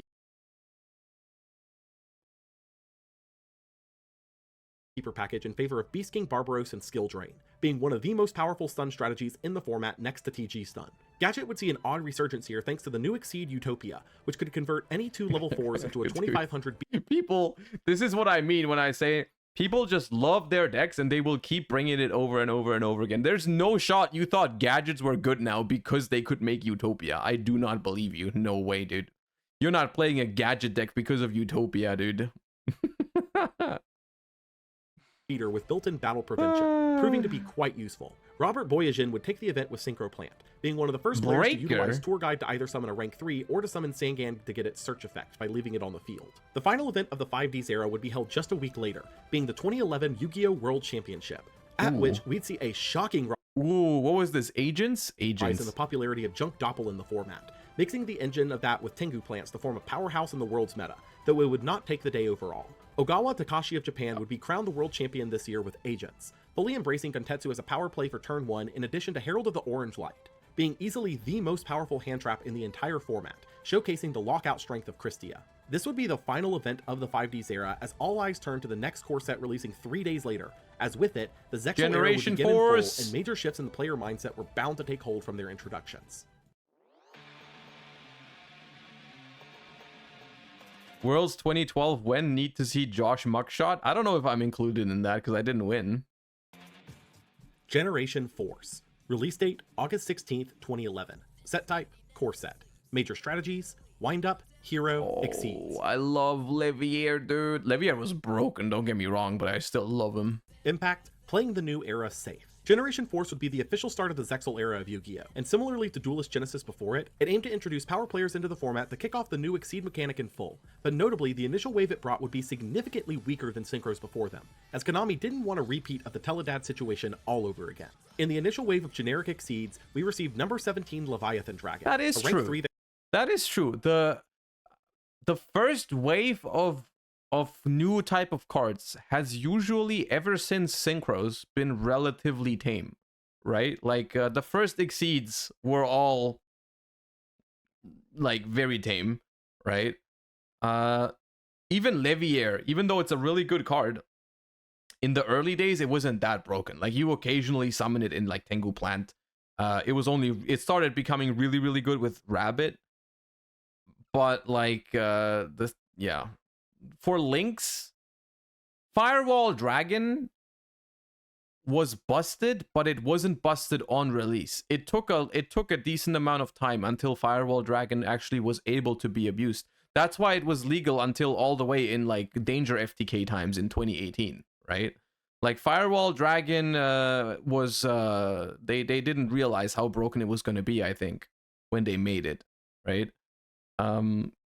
Which is funny to think that they are quote unquote careful on release with like new mechanics, you know, like they're slowly introducing XCs, slowly introducing link monsters, but then they're making broken as hell ones later down the line anyways. It's almost like they want to get you used to playing with XCs a little bit, and then after 1 or 2 years they're like, all right, here's the broken shit we got cooked up, dude. Like, here you go, here's your Shockmaster. Take the Shockmaster, take it or leave it.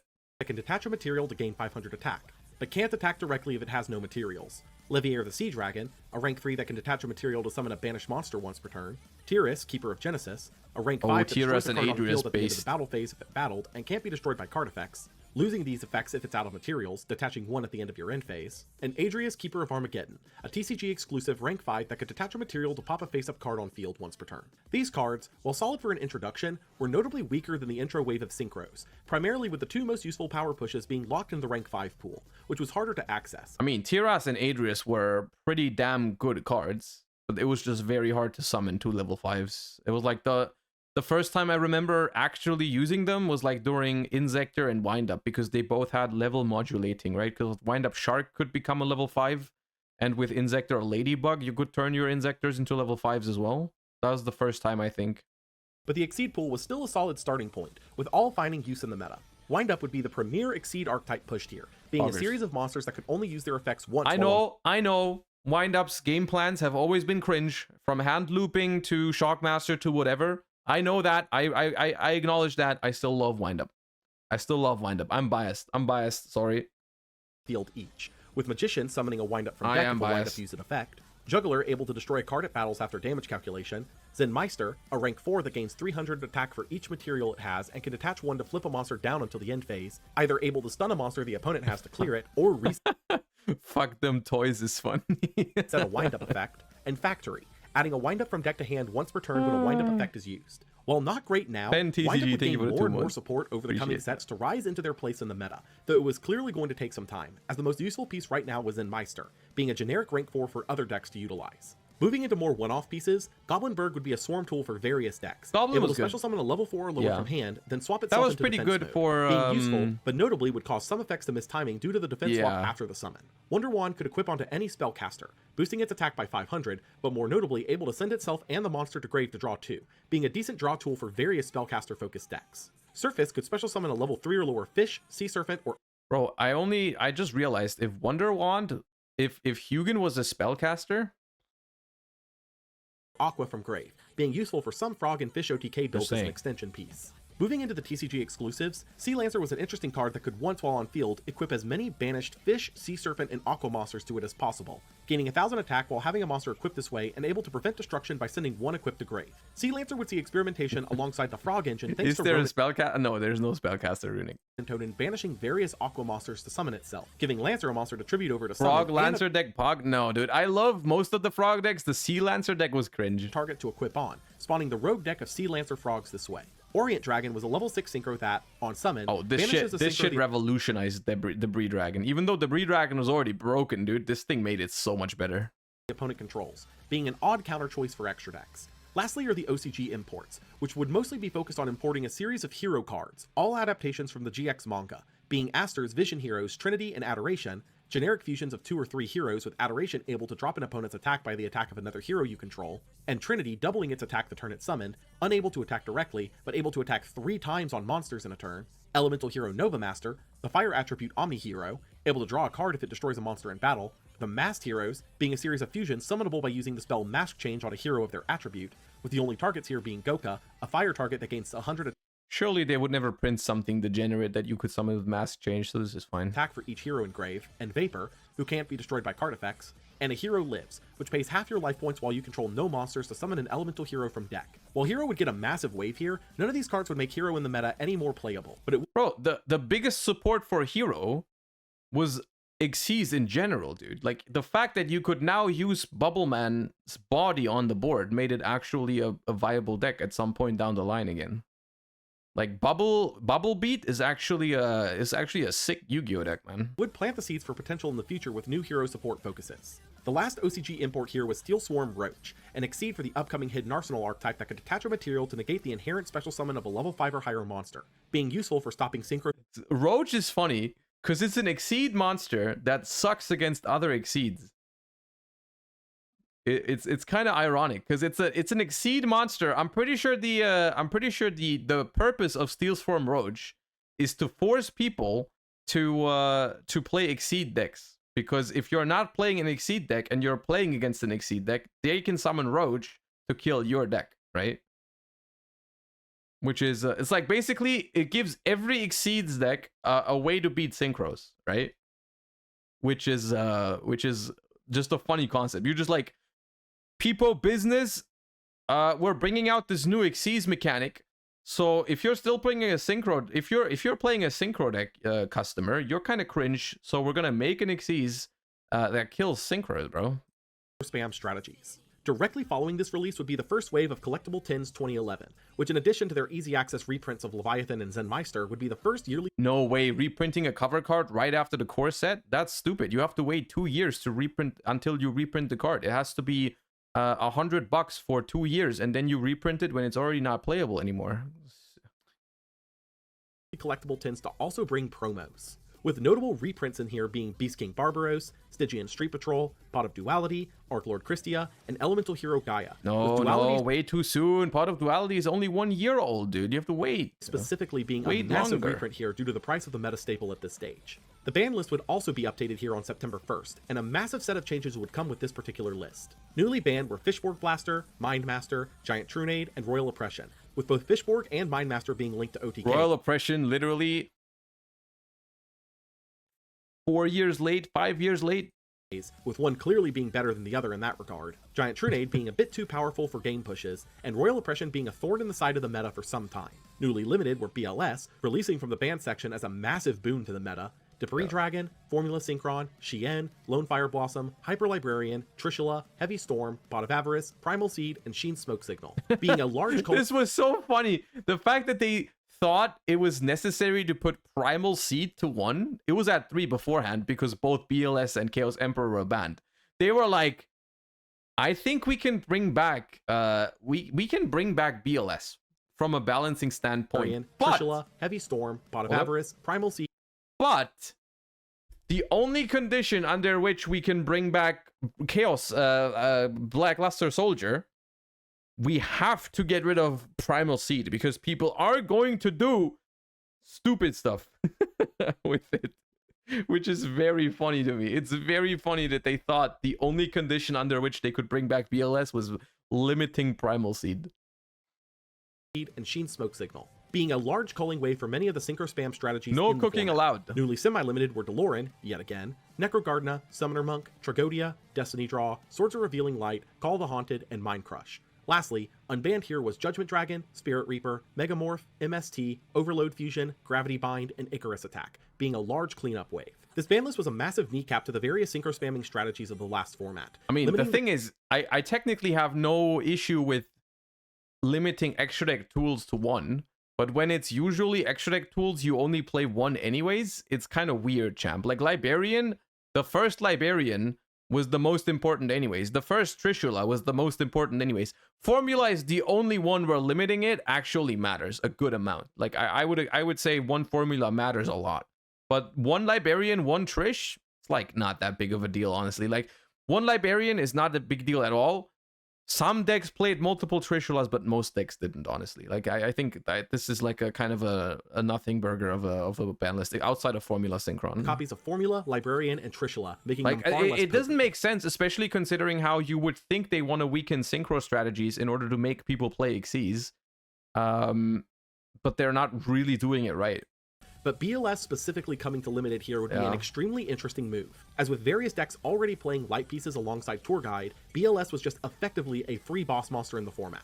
This would lay the groundwork for what is now known as Tengu Plant format, with YCS Ecuador being the first testing grounds of the new meta, being held just over 2 weeks later on September 17th. And though we don't know a lot about this event, we do know that BLS specifically would find its way into 3 of the top 4 decks, including the winning TG agent list by Gallo Orbea, who mixed the recursive bodies of the TG monsters with agents to both make quick synchro pushes, but also set up Christia and Hyperion follow-ups. TG agent, not really a deck that would really see play afterwards that much, I don't think. But... YCS Toronto would happen the same day, and it would paint a clear picture that Synchro Plant had not been slowed down at all by the new ban list, with Agent seeing a massive surge in popularity with the unban of BLS. Doppelsynchron would see a top spot here following its World Championship performance, with Junk and Doppel both providing dark names engraved for Chaos Sorcerer and BLS pushes on top of their Synchro lines. Nordic would see a single top spot here, sporting the Nordic Beast line specifically. Right, I think this might be, is this the only Nordic top ever? It might be the only Nordic top ever achieved. Access level 7s and 10s easily on top of providing light names for BLS, which if it wasn't clear yet was the big focus of this particular event. BLS... That is a crazy achievement, by the way. Unironically, if you're the person in the world, like, and honestly, no one else can ever take this from you ever again in modern Yu-Gi-Oh! It's not possible, I don't think. Like, you are forever the only person to ever top a YCS level event with Nordics. And I don't think anyone can take that from you, because that is simply not going to happen anymore in 2023. Was everywhere. Karakuri would see 2 tops here thanks to Komachi providing extra swarming to the strategy, being searchable with Gen X Neutron 2 for added synergies, but also being one of the first decks in the format to utilize Fiendish Chain, which was quickly becoming more and more popular. Oh yeah, the rise of Fiendish Chain. As previously mentioned, agents had adapted their list to make room for more darks to enable BLS lines, specifically in Tour Guide, who enabled rank 3 lines for the strategy, with Leviair being particularly useful to recur an agent you banish to summon Hyperion. Billy Break would take the event with Synchro Plant, similarly adding in Tour Guide to the deck to enable rank 3 lines as well as BLS access. Lastly, for this massive block of updates would be the Generation 4 Special Edition, which notably reprinted Absolute Zero for EU access, which in a way would set the stage for the following set to reprint more cards of the GX era to the masses. Ooh, Raging Battle. Legendary Collection 2, The Duel.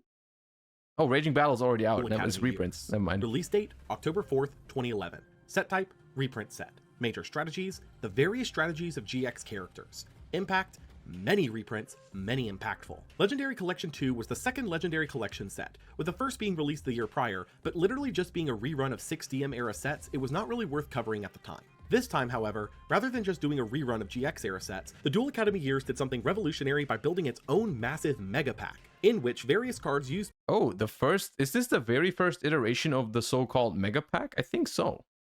By various GX characters between the anime and manga, as well as a few reprints for cards not specifically used by characters, were included, being one of the largest sets ever released at the time, coming in just behind Dark Revelation 1 by 6 cards. These cards included Jaden's reprints, being Card Trooper, Neospatian Grand Mole, Elemental Stratos, Ocean, Neosalius, Prisma, Necrogardna, Gallus the Star Beast, Dandelion, Miracle Fusion, E-Emergency Call, Instant Fusion, Super Poly, Hero Blast, and Thunder King Ryo. Aster's reprints, being Destiny Hero Diamond Dude, Malicious, Disc Commander, and Destiny Draw. Zane's reprints, being Cyber Dragon, Cyber Valley, Chimera Tech Overdragon, Overload Fusion, and Future Fusion. Chaz's reprints, being Dark End Dragon and Light End Dragon, no, there is absolutely no time. Bastion's reprints, being Hydrogeddon and Mizuki, and other various reprints, being Phantom of Chaos, System Down, Dimensional Fissure, Macrocosmos, Dimensional Prison, DD Survivor, Banisher of the Radiance, Grandmaster of the Six Samurai, Gateway of the Six, Double-Edged Sword Technique, DD Crow, that's a lot of reprints, man. Bestiari, Laquari, Haplomus, Test Tiger, Darius, Equest, Heraclinos, Proving Grounds, and War Chariot. Hey, Mir, thank you for the 4 months. Appreciate you. Garroth, Thank you. Lumina, Wolf, Arcus, and Judgment Dragon. Needless to say, this was one of the biggest reprint sets with relevant reprints ever at this particular stage, but with the only relevant change happening here being the release of Gallus the Star Beast to the Americas. However, a change was on the horizon, as the next structure deck would once again introduce a powerhouse to the format, following an unwritten rule of structure decks at this stage that any... Let me try and guess. 2011 structure deck. What is it? I'm trying to not look at chat. We already had Machina. Is it Dark World time? It must be Dark World. It's probably Dark World. Time of Light structure deck is released. Yeah, you guys are saying Dark World as well. I think it's Dark World. Oh, yes. Uh-oh. Uh-oh. That deck was so cringe back then, dude. It still is, honestly. Like, Dark World has always been, in case you've ever wondered, Dark World has always been only fun for one person. It's never been fun for both. Never. It's not, it's like this today. It's been like that back in the day. Always Set been type, like that. Structure deck. Major strategies, Dark World. Impact, expected powerhouse, massive flop. Gates of the Underworld would be a massive wave of legacy support. Once again, this time aimed at the GX. Okay, I wouldn't call it a massive flop though. Like it wasn't like an immediate top tier deck because of its like gambling nature, solitaire nature. But it was not a flop. It was definitely a meta deck for a while. Of Dark Worlds. Maybe more in 2012 though. And an actual end game boss. These included Snow, who searched a Dark World card when discarded. Cerulli, didn't this deck win a YCS? It won, I believe, to this day, the biggest YCS ever. But I believe that is in 2012, which is YCS, I think, is it Los Angeles? Like it's 4,000 people or something like that. That was won by Dark World. Long Beach, not Los Angeles. Long Beach, my bad. Long Beach, I believe, had 4,500 people. And it was won by Dark World. But I believe that was 2012.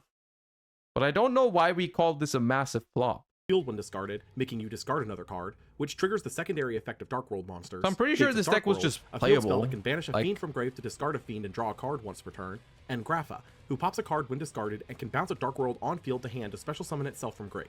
This wave would bring Dark World into the public mindset in a major way, making it one of the most popular decks on release both due to its power and its affordability, as the structure reprinted almost everything you'd need for the deck outside of Tour Guide. This popularity would, in turn, completely ruin the deck's viability for two major reasons. Those being the sideboard hate for it and various forms of anti-dark cards being easy to side. Bro, people played, what was the name of those imps? Is it Gemini Imps? Gemini Imps. People played Gemini Imps to counter Dark World, dude.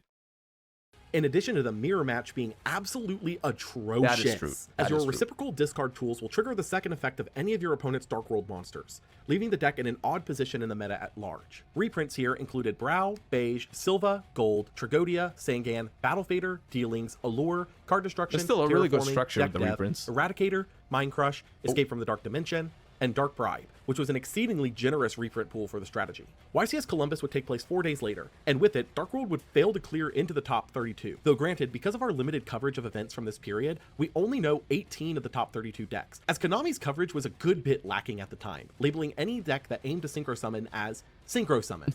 What? What is this coverage, dude? Yeah, Thomas is playing a Synchro Summon deck against Desmond Boyd on the Tech Genius strategy. Then we have a Synchro Summon mirror match at table 2. And then we have Karakuri, which is not a Synchro Summon deck. Don't get it mixed up with the Synchro Summon deck. We got Karakuri against the Synchro Summon deck.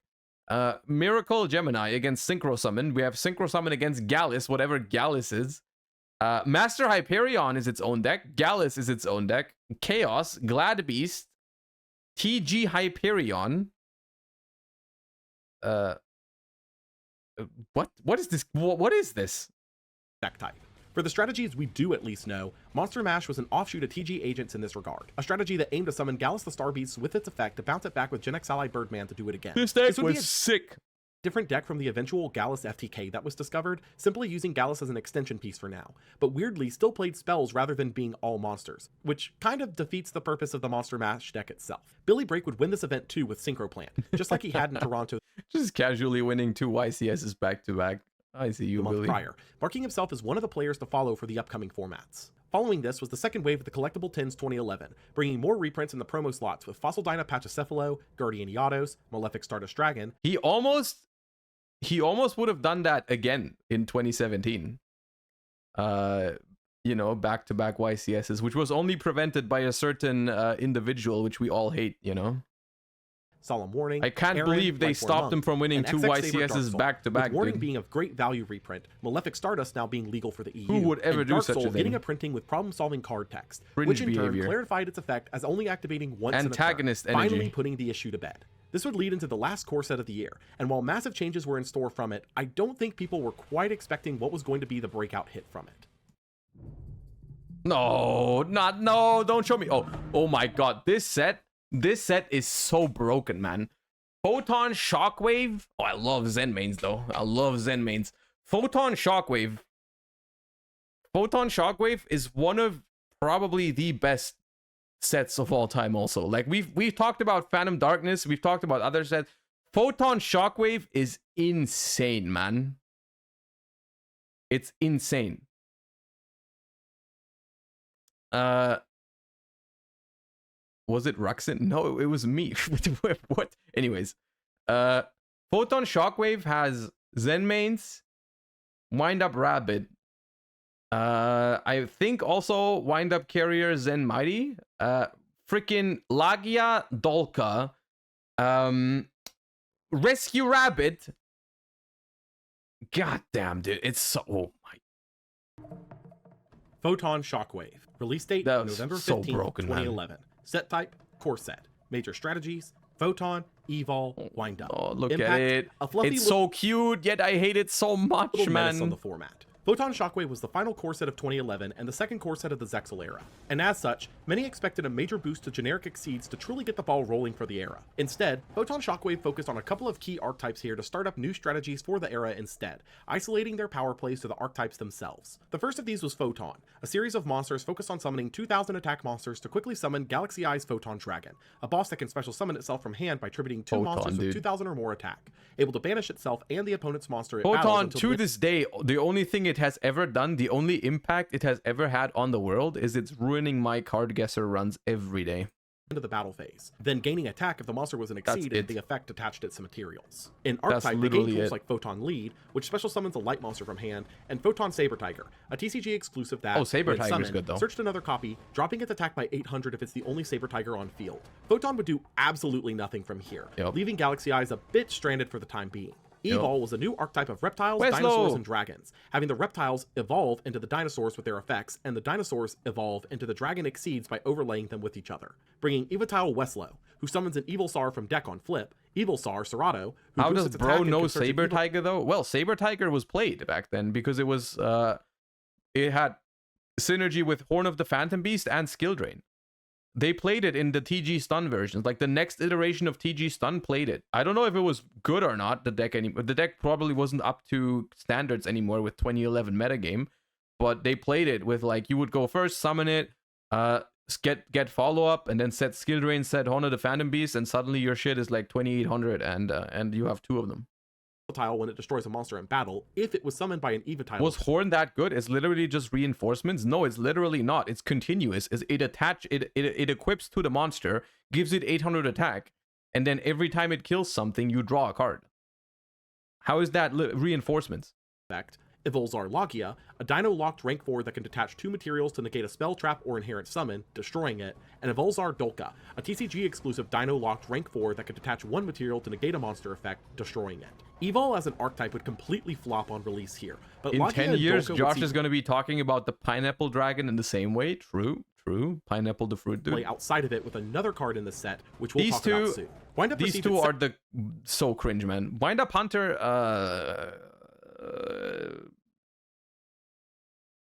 yeah, I have no defense for Wind Up Hunter. I have no defense. I was trying to find a defense for it, but I don't have one. Kitten, who could bounce a monster. Kitten based though. Kitten based. Rabbit. Who could banish a Wind Up until your next. Even more based than Kitten. I'll say it. I won't take it back. Rabbit is the most based Wind Up card ever printed. One of the most based cards ever printed. Anyways, like to be exact. Like Wind Up Rabbit is so freaking cool, man. By phase on a quick effect. And Zen mains, a rank 3 that could prevent its own destruction by detaching a material, destroying a card on field in the end phase if this effect was used that turn. Wind Up was clearly headed in the right direction. This card, people didn't realize on release how broken Wind Up Zen mains was, dude. Wind Up Zen mains, due to the relatively small Xyz pool in the beginning, Wind Up Zen mains was just by far the best rank 3 exceed overall. Like it was so goddamn strong. It wasn't something that you used only in Wind Up or anything like that. Like the tour guide going first, just making this thing is incredibly broken for the time. Like this thing is so strong. Direction to be useful, but was still missing that key strong. piece. It solves everything. Zen mains would almost instantly become staple in extra decks thanks to Tour Guide from the Underworld summoning it easily. Moving into the one-offs, Kage to Kage could special summon itself from hand if you normal summoned a level 4, being useful as a rank 4 enabler. Wat Cobra could attack directly and, when it dealt battle damage, I also want to say, up until this point, I believe, I don't know exactly when, but I still did not own tour guides, because tour guides still, I think at this point, is still $120, $150 per card. Like, it's still, the playset of tour guide is over 400, I'm pretty sure. And I didn't have them. I didn't have tour guides. The first time I was able to afford tour guides is battle pack reprint. Is when they got a battle pack reprint. I believe in, I don't know exactly when that was.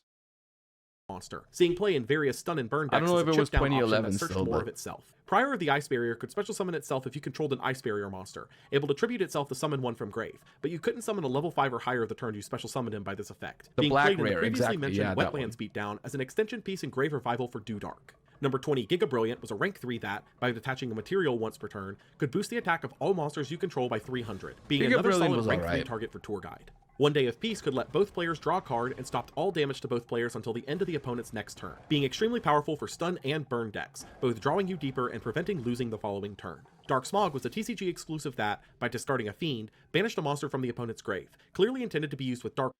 How to waste a TCG only slot very effectively, pretty much, is just make Dark Smog. This thing was even a secret rare, I believe. Like, imagine pulling this out of your pack instead of pulling wind-up Zen mains. Worlds, seeing play as a one-of in some builds for added discard Cool options art, though, on the opponent's turn. Lastly, and easily the most important card of the entire set, Rescue Rabbit could, by banishing itself from field, special summon 2 level 4 or lower normal monsters from the deck with the same name. While it wasn't clear immediately, Rabbit was about to grow and rule the format thanks to a couple of exceeds released here, which would be made clear with YCS Kansas City 4 days later. This event would be another powerful showing from Synchro Plant, but could also be considered one of the last big showings, as creeping up right behind it was the new king of the format. Dino Rabbit was the first true exceed strategy to see in base. Imagine signing up to an event with 6 vanillas in your deck, dude. Imagine. It could never be me. It could never be me. To this day, there is no, like, literally, there is formats where I look back and I'm like, yeah, I wonder why I didn't play that deck. But Dino Rabbit format, they call it Dino Rabbit format. Every time I look at a Dino Rabbit deck, I'm like, oh, that's why I didn't play this shit, dude. That is so cringe, man. Mainstream success. Focus on the use of Rescue Rabbit to summon out 2 copies of either Kabazals or Saber Swords from the vanillas, deck, man. using them 6. to immediately overlay for either a Volzar This Lagia deck, or Dolka, this depending deck is basically 3 gammas with 6 drivers. on the needs of the time. Not In addition quite to a this, good comparison, Tour Guide was but you far get more what I'm powerful saying. here thanks to its ability to summon Levier the Sea Dragon, who could resummon the Rabbit to simply do it again. What made this deck in particular a massive thorn in the side What of the did you players of play? the era was the fact I played Wind Up throughout these years, pretty much. that under priority, you could banish the Rabbit before the opponent gets a chance to respond, meaning the primary counter to the card, Effect Veiler, was a completely moot point as you'd never have the opportunity to Veiler the Rabbit before it went off. This issue would remain Unironically though, looking back at the format, I do think Wind Up was just better than this deck and had less bricks. Like, Wind Up was just stronger. Everyone going back to this format and saying like, nah, Dino Rabbit is the shit. Nah, you're coping. Your deck is not better than Wind Up. No shot. Your deck's better than Wind Up. Early 2012 when Ignition Effect priority was finally removed from the game, but until then, Rabbit going first had next to no true counters. Dark World would see some success here with 3 spots in the top 32, but almost completely fell out by the top 16, with only 1 player clearing with the deck, suffering from extremely targeted sideboard hate in other decks. Herald Agent would see an interesting inclusion in their top 32 appearance here, the being Jin, Releaser of Rituals, who, if used to make Herald a perfection, locked the opponent out of special summoning, which would be a strategy that comes up again in later formats. Courtney Waller would win the event on Chaos Control, seeing a large power boost from BLS, but notably... outside of the tour guides, this is pretty much a 2009 ass deck, dude.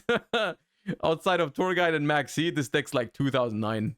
Dimensional Alchemist in the deck to recur pieces banished by your Chaos bosses. Shortly hereafter, Kansas City was the final jump subscription bonus of the year, being Shooting Quazar Dragon, a level 12 3-material Excel Synchro who can attack up to the number of materials used that were not tuners, having an Omni Negate effect and summons Shooting Star Dragon from the extra deck when it left the field. Quazar would be one of the first big bosses ever to have a free Omni Negate built into its effect, a novelty so powerful at the time that the new Synchro strategy known as Quazar Turbo would begin to pop up, entirely focused on summoning out... Wait, what about Lagia? Did they just say it's the first... Did they say the first Synchro with an Omni Negate? But we already had... Shien. But, like, it's not an Omni Negate technically, but... out Quazar as fast as possible to control the game, which was also shockingly easy thanks to Lagia wasn't an Omni. it doesn't negate monster effects, true. Draw more cards as you climb, providing 2 of the 3 materials needed for Quazar themselves. There was one more set this year to round things out, and though it wouldn't bring much of anything meta-wise for now, it would set the stage for the following year to shake things up. Oh no, the card guesser downfall happened exactly at this moment. Exactly at this. I wish this particular. Oh no, man. Hidden Arsenal 5 Steel Swarm Invasion. Release date December 6th, 2011. Set type Deck Building Set. Major strategies the Dual Terminal 2nd Generation Wave 1. Impact fucking up my card guesser rounds every single day, man. Introductions for Impact later. Hidden Arsenal 5 was the final set of 2011, and the first set of the new generation of dual terminal archetypes. But extremely notably, almost none of these archetypes were good in the slightest off of this initial wave, so we're going to try and keep it moving semi-fast through these. Gem Knight was the new series of Earths that used their vanilla monsters to fuse into bosses, but none of these fusions would be relevant at all. Laval was a series of They should have never made this pack. Now I'm rewatching. I'm rewatching these. I'm watching this rewind thingy. That they should have not made it. They should have not made it. They should have stopped right there. Like, we're almost at the end of 2011. They should have just said, fuck it, you know, let's go 2012. Monsters aimed at flooding the graveyard for their effects, but all of them were lackluster. We don't need to. Vylon was a series of light fairies that aimed to cycle through equip spells and their bosses. Speaking of shit that messes up card guesser, man, tell me the difference between... Of note here being Cube for later degenerate FTK strategies. Gusto was a series of wind monsters that specialed another from deck when destroyed in battle, forming a loop known come on. Literally, if tomorrow they show me Gusto Goldo, it might as well just be Gusto Eagle. You see where I'm coming from? What the hell, dude? Why? Why? The Recruiter Loop, which was experimented with for some time for stall strategies in the era, but never saw major meta success. Steel Swarm was a series of dark monsters aimed at providing tribute materials for their boss monsters, but were so slow in their control game that they saw no play outside of their generic Exceed that had previously released. Lastly, and easily the most noteworthy, Gishki were a series of water monsters focused around ritual summoning their bosses and recurring this card is almost relevant now. 12 years later, it's almost become relevant. Bringing Abyss, you search to Gishki on summon, Chain, who adds a ritual monster or spell from the top 3 of your deck to hand on normal summon, Shadow, but only who could be discarded to search for a ritual spell and could be used as the entire tribute for a water ritual summon, Aquamirror, the archetype ritual spell that could be shuffled back into deck to add a Gishki ritual from grave to hand, and the most notable ritual here being Mind August, who shuffles up to 5 cards from any grave into deck on summon. While not meta relevant yet, Gishki in almost any point in history where it's been relevant has been relevant because of loops, and Mind August would be one of those enablers in the upcoming years, which we will eventually cover. YCS Brighton would follow this release 2 weeks later on December 17th, being the last event of the year, and from it we'd see Dino Rabbit... No one played Wind Up, dude. Wait, no, we don't have Zen Mighty yet, do we? Where was Zen Mighty released? Oh, it's Order of Chaos. We still don't have full power windup. True. Rise up quickly into its spot as we the don't top deck have of the format Mighty. with half of the top 16. Chainburn would take a top spot here, being one of the first sightings of the deck in years at this point, notably playing 1 Day of Peace as a way to stall out a turn. Where is Hope for Escape, dude? Hope for Escape was based in this deck. And dig Actually, no, it didn't work in the burn version because it was difference between you and your opponent, right? So it wouldn't work in Chainburn. Much deeper for more burn tools. Ping Zhao would win the event with Dino Rabbit, notably playing Jurak Guaiba as another way to access the Evolzars, an inclusion that would become staple for the deck moving forward. The Forbidden Lands, the Guaiba, I hate it so much, man. 2011 would come to a close, marking the true start of the Zexal era with its first real Exceed deck taking hold, and Exceeds would only grow in power from here, as 2012 would bring some of the most recognizable Exceed strategies to the forefront of player consciousness, slowly changing how the game was played for years to come. Alright, I mean, once again, a banger video. I'm gonna link it again in chat. Please, everyone, show some love to the Law Yugioh, and also go harass them to publish 2012 already, because it's been 2 weeks, man. What are you doing? What the hell? Anyways, I enjoyed that. I hope you did too. It was very cool. And I'm glad we finally managed to do it. That was one of the advantages of finally having a stream where we didn't have that much to do overall. They were waiting for you to finish 2011? Maybe. True. Maybe they waited until we finished 2011. So now we have. So now they can publish it.